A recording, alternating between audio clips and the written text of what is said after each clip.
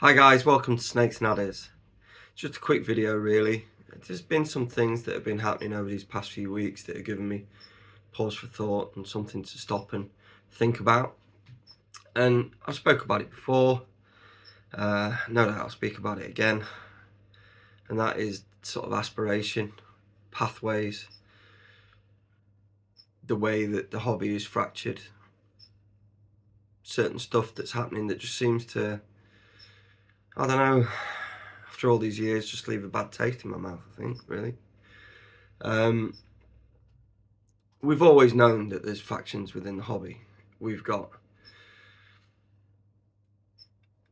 less advanced racks and industrial keeping, industrial breeding, who operate within their own echo chamber, bounce off one another, bolster one another's claims and interests, generally push back against the advancement lobby, which I suppose is the yin to their yang.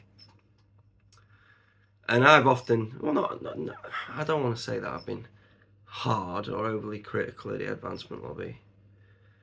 I may have been, but the advancement lobby has got a perfectly sound reasoning for what they do and why they do it, and wanting to raise standards of welfare and captivity of reptiles. Nothing wrong with that, perfectly laudable. And of late, actually, a lot of the advancement guys have sort of come to a rallying call because of a threat from antis, from animal rights extremists, ideologues, who would love to see nothing more than to see the total destruction of our hobby and industry, depending on what you want to call it, and depending on where you find yourself within it. And they recognise the threat. They recognise how ridiculous some of the things that these antis have managed to argue from a really startling position of authority, which we're deeply concerned about, and the whole industry is going to respond to.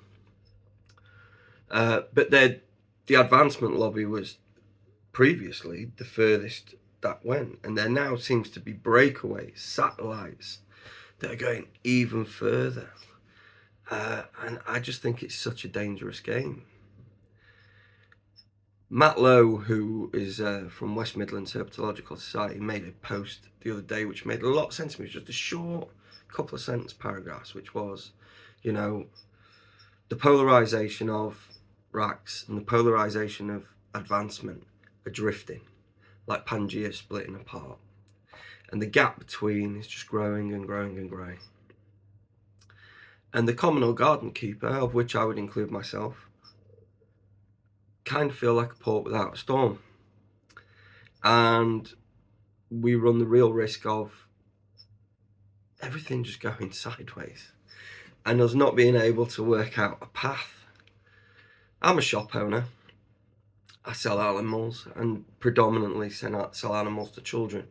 And a post that stuck in my craw the other day was the derision towards little Timmy and his bearded dragon. I feel potentially the need to remind people that would hand down diktats to the rest of us that you were once Timmy. You entered this hobby. You aspired to be better and you progressed. Aspiration is absolutely a key covenant of our hobby. I will at no point ever, in whatever capacity I may have, whether that be shop owner, reptile lobbyist, member of CASC, lobby to stop children keeping reptiles. Reptiles have been the greatest single love of my life. I consider them a key part of who I am. If you chop the top off me like a stick of rock, it would say herpetology and herpetoculture straight through the centre of me. I started as a child, granted with woefully inadequate knowledge.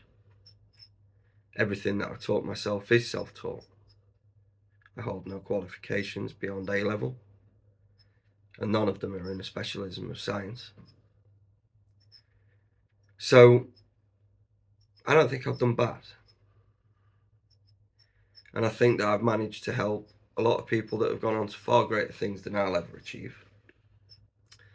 And one of my biggest joys is watching those kids turn into men and women who are adept, not only adept, respected, and sometimes respected worldwide for the skill set that they have developed. I would like to take a tiny piece, a soupçon, of credit for the fact that they were welcomed into this hobby with open arms, with the best of intent, not to make profit out of them, not to take them around the corner to expose a gullibility to buy things for my own evil, wicked ends as a business owner within this industry, because all shops are shit. None of us know what we're doing, obviously. That we did it because their passion burned bright, same way mine did. The same way that I got excited reading old TFH books and opening them up, hearing the crinkle of the papers, smelling that photo glaze finish that they used to put on their photos. It reminds me of my childhood, laid reading TFH books at night. Who am I? Who are you to decide that this hobby is only for zoologists, for vets, for anybody with a postgraduate qualification in animal management? I mean, it's ridiculous. It's laughable. You can only overcomplicate things so far. And the fact that you want to tread new boards is still laudable. It's great. And we're all going to benefit from it. The inception of advancing herpetological husbandry, the movement that it is, has had tangible benefits on this hobby. It has raised standards. It has improved the way that we keep. It's frustrating for them. I get it. Jesus, I get it. That we don't move quick enough, we don't change quick enough. But baseline herpetology, introductory herpetology or herpetoculture has changed. It's improved. You see, aspiration runs on a ladder. And you've got to start on rung one, and then you've got to move up. And this is natural progression. Are we really going to be so miserly and consider ourselves so self-important as keepers, experienced keepers? I'm not going to say advanced, because I don't want people to think that this is a pop at the AHH. It's not. It's absolutely not. It's maybe talking to the people that have broken away and are going even further, that maybe need just a little shake of the shoulders to say, dude, what the hell? There's no issue with raising standards. What we can do is extend the ladder. We can add rungs. We can tread new ground. We can realize that where we thought the pinnacle was is forever moving away from us. And we can keep adding those ladder rungs as we develop technology, techniques, and understanding to be able to get up there. What we absolutely must not do is lift that ladder off the floor. This is for a number of reasons. Part of what's allowed the advancement of herpetoculture is the development of new products. Where do you think those products come from? The research and development required for such products. We don't have a reptile product tree where we just go and pluck them. It relies on an industry that sells these products, And that's how the money is generated for the research and development that we all benefit from, but most of all, the advancing crowd that helps them get to those heady heights and those extra rungs of the ladder.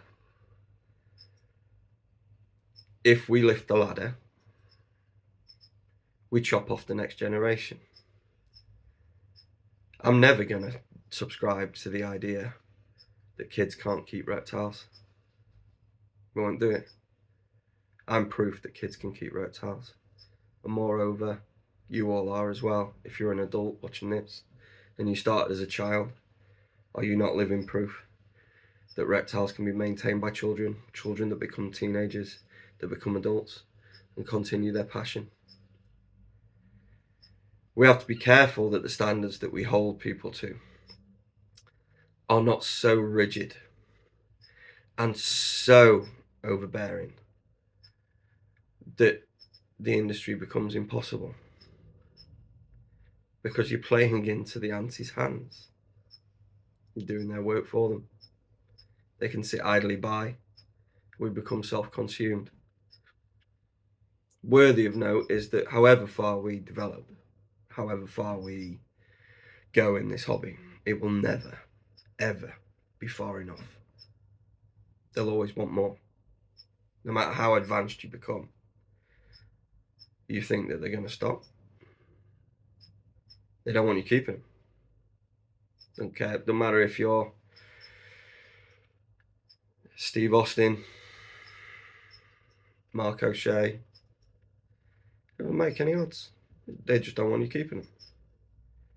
But then they don't want zoos either. They don't want any other companion animal, including dogs and cats, but they'd be scared shitless to take dogs and cats on because they'd get an absolute kicking. So it's easier to go after the satellite hobbies, of which arguably we are one, although statistically I would argue otherwise, that we are now a mainstream hobby. I think that the baseline by which you enter the ladder and you step onto rung one has raised. Leopard geckos now widely receive UV. A lot of snakes are now being given UV. Thermostatic control technology has come on leaps and bounds. So I think that the ground from which you depart and begin the journey has raised. And I think a lot of that is to do with efforts made by manufacturers and efforts made by the advancement lobby. We have seen benefits. Whilst some of the advancement lobby have recognised threats, realised that we've always campaigned for higher welfare, but we've just never campaigned for abolition. And at no point would we. And our chief remit is educators. Well, who is there to educate if nobody enters the hobby because we've made it too hard? They've realised that the whole industry requires help. I would just caution extreme stuff. I don't think it's a benefit. I don't think that you're helping. I think that what you're trying to do, you've argued with yourself, is laudable and you hold the higher moral ground or whatever else. But I think it's extreme arrogance to dictate who should be keeping and who should not be keeping. We have commonly accepted minimum standards across the board. Nobody's not using stats anymore. If they are, they're an idiot. And if they publicly posted that they were, they'd get run out of town. You know they would. Nearly all of the main starter kits for all of the commonly kept animals have UV enrichment. How far do you want to take it?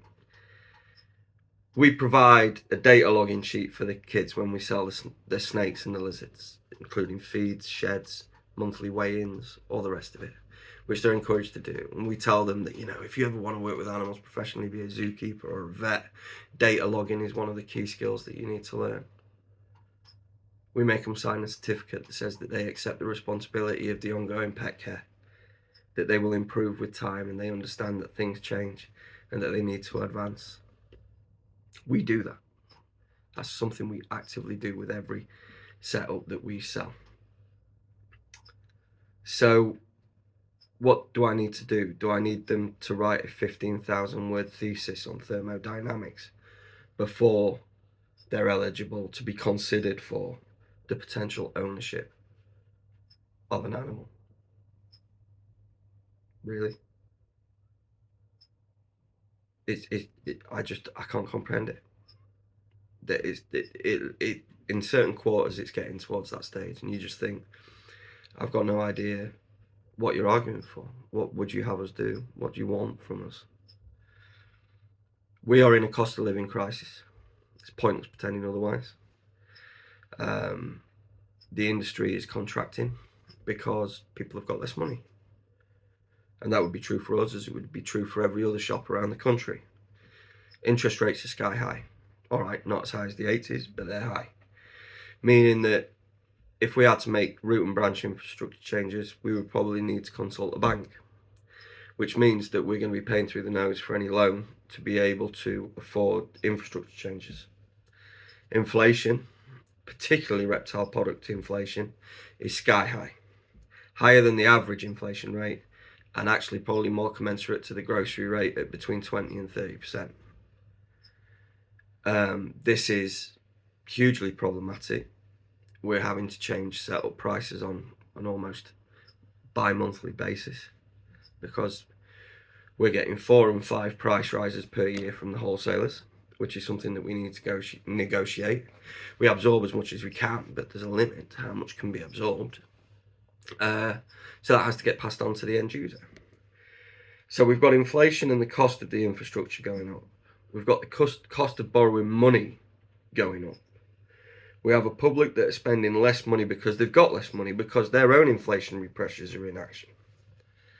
And you are positing that all shops across the land should have root and branch infrastructure changes. No. Just no. Won't work. I'm fortunate. I'm a shop that's been trading 20 odd years. I've managed to accrue savings that insulate me from some of these problems that I've listed. But there are many excellent neophyte shops within the past 2-3 years that have started, which have got great standards. But this contraction maybe wasn't seen coming. Maybe there hasn't been the chance to accrue the savings. They aren't in a position to go to a bank and say, please sir, can I have 40 grand? Just won't happen. Whatever we do, whatever we change within this industry to improve it, has to be measured and proportionate. It can't be root and branch upheaval. It affects small and micro businesses, and actually there are mechanisms within government that would stop that from happening anyway. This is just the simple truth. You can shout, you can moan, no doubt, I will get derided. Certain protagonists will pipe up, as they always do. But I don't speak for them, and I certainly don't speak just for the industrialised rack breeders either. I speak for normal keepers. Normal keepers could be anywhere from just outside the rack to just before the advancement, in this wide open chasm where they may be. We should always have a view to advancement. Your takeaway from this should not be that I am stopping advancement. Everybody can advance. I just don't really think that people stood at the perceived top of the ladder should be throwing dynamite down or using bandsaws on the ladder halfway up. And if anybody believes that halfway mark can no longer keep, I just think that's so arrogant and so wrong.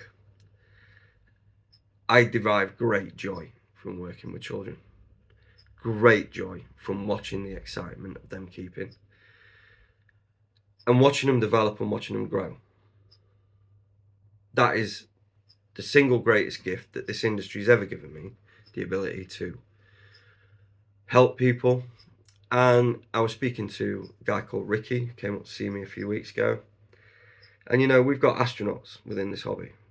trailblazers, man. Buzz Aldrins, they're off. They're exploring. Someone has got to be ground crew. Strap them in. Make sure they're all right. Have you got your lunchbox? I'm ground crew. I'm happy in my position as ground crew. I'm happy that most of the time I am dealing with amateurs, beginners, and children, introducing them to this hobby. I'm perfectly comfortable with it. I'm not meant to be an astronaut. Not least because I'm not academic enough. I have an understanding, I can string a few words together, but I'm just not academic. So I don't want to pursue it either. I just haven't got the passion to pursue that. But I think it's amazing that some of you want to blaze those trails and tread new ground. It's ace. Brilliant. Go for it. I'm there, rah, rah, rah, cheering you from ground control. You can be Major Tom, you know, off exploring new worlds. And you're going to report back what you find. You're going to tell us how wonderful this is, and have we thought of doing this, and we thought of doing that. It's going to take a while for us to accept it and move on, but eventually there will be uptake and there will be a change. And the hobby is advancing. It's just advancing at a snail's pace. It just doesn't want to advance as quickly as you guys want to advance. And we've got to accept that. We've got to be pragmatic. We've got to find a way forward, and we've got to find a way to work together against ideologues and animal rights extremists who would ban this hobby outright. By punishing, deriding, whipping with sticks people that are perceived to be less than you, you do nothing for your argument. Lead with a carrot, don't whip with a stick. And we've got to find a way to work together. I'm incredibly proud of the fact that some of Advancing Herpetological Husbandry have really come to the industry's aid. Incredibly proud, humbled at the efforts that they've gone to, and they have done so in a pragmatic and science-based manner. I thank you from the bottom of my heart. We've had help from manufacturers, from wholesalers, and the shops themselves to try and make sure that incursions from extremists that would ban all companion animal sectors do not gain traction. And, you know, I just want you to keep on keeping on. This hobby's here for a long time yet. We're all working to try and make sure that that's the case. And just temper yourselves. That would be my advice to the people that maybe get a bit too vociferous. And then to the other end, guys, wake up. We can't keep keeping the way we're keeping. We do need to improve. And if you don't voluntarily do it, you'll be made to do it. Not necessarily by me, it's not a threat. But it's just a lie of the land. It's just the way things are going. You know, we can't keep doing it. We've got to improve. To the kids, keep dreaming, keep being inspired to keep reptiles. There'll always be people that support you entering this hobby, and I will always be one of them. I know it's a long-winded rant, but it's just something I wanted to get off my chest. All the best, guys. Big love. Keep on keeping on.